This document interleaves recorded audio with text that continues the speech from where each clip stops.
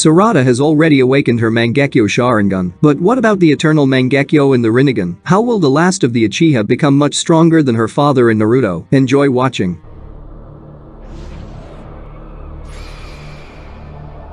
In the manga, we were shown the Mangekyou Sharingan with a pattern resembling the sun. We have yet to learn about its abilities, as Sarada has not yet used the power of her eyes. But many are already wondering how she will awaken the Eternal Mangekyou and if she will have the Rinnegan. I've already made a video about there being several ways to gain new power. The first is Bakugo. Thanks to her mother's technique, inherited from Tsunade, who inherited it from Mito Uzumaki, the girl can attempt to regenerate her vision. Bakugo, according to information, is about 1,000 years old. Where this technique came from is unknown. However, due to visual similarity, it can be said that the seal is similar to karma, and the effect of their work is practically the same. Karma is an empty flash drive filled with the genes of whoever uses this power. It is most often used by Otsutsuki, but even Orochimaru was able to use this power. However, he called it the cursed seal, although their effect is the same. Both karma and the cursed seal require a vessel that can withstand this power. Judging by the information we know about Bakugo, Tsunade also could not pass it on to just anyone.